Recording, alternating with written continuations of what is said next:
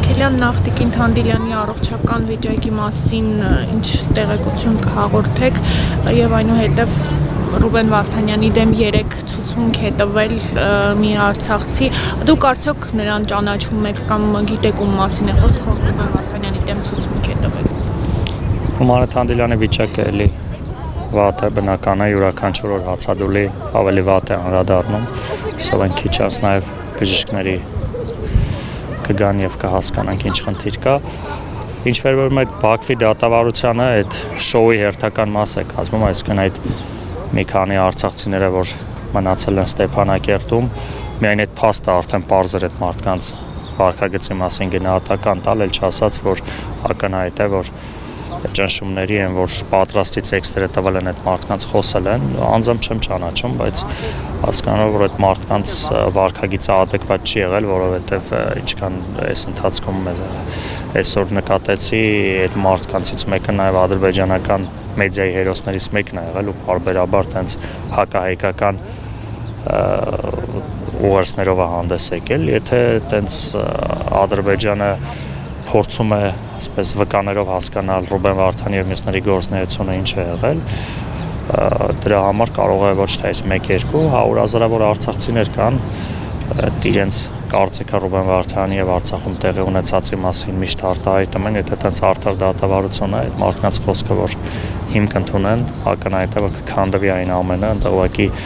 եւ այդ երկու այսպես կոչված հայերի, իսկ այն մնացած մասը ուղղակի խայտառակություն է ֆանտաստիկայի ժանրից, մեղադրում են Ռուբեն Վարդանյանին ականապատել է Ադրբեջանի վերահսկողության տակ գտնվող տարածքները, թե ինչ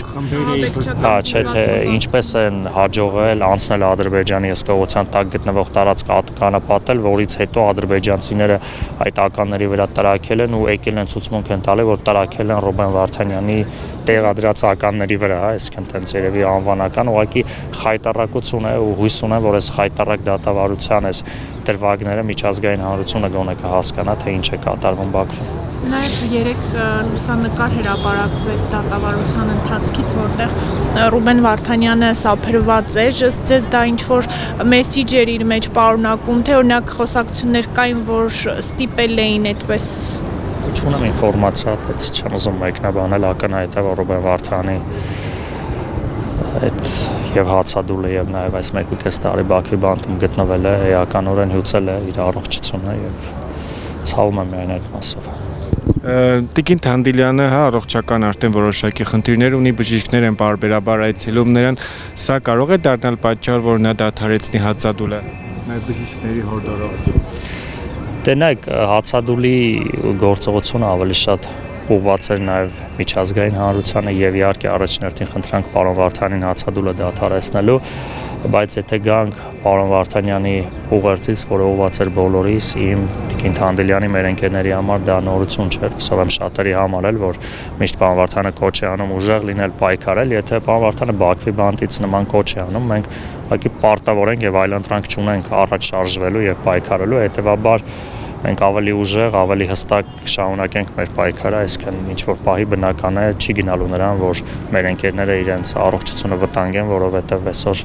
մենք պարտավոր ենք ավելի ուժեղ, ավելի առողջ լինել, որովհետև ինչ-որ պահի պարոն Վարդանն էլ կդադարեցնի հացադուլը, հուսով եմ, բայց այն, որ այդ մարդիկ գտնում են Բաքվի բանտում, մեր պայքարը պետք է շարունակվի այլ գործիքա կազմով, սա ավելի շատ նաև միջազգային հանրությանը ամենածայրահեղ քայլերից մեկն է, ուշադրության հրավիրելն է, ու որոշակի տեղաշարժ կա, բնական է, մենք պատրանքներ չունենք, որ 1-2 գործողությունով այդ մարդիկ Բաքվի բանտերից ազատվելու են, բայց այսօրվա այդ Եվրոխորհրդարանի բանաձևի քննարկումը մի քանի օր առաջ այդ ՄԱԿ-ի մարդու իրավունքների հանձնակատարի ուղերձ, այսինքն որոշակի քայլեր կա եւ պետք է ճնշումները մեծացնենք։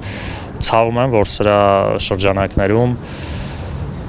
այդ հեծանվագետները որովիցե ասելիք չունեն եւ իշխանությունները շարունակում են իրենց լռությամբ ուղղակի աջակցել Ադրբեջանի իշխանությունների այս վայրագությունները, բայց մյուս կողմից միջազգային հանրությունը պետք է հասկանա, որ Հայաստանի Հանրապետությունը դա Նիկոլ Փաշինյանը եւ իր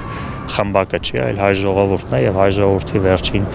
օրերի արձագանքը խոսում է այն մասին, որ մենք բոլորը սպասում ենք մեր հայրենակիցների վերադարձը։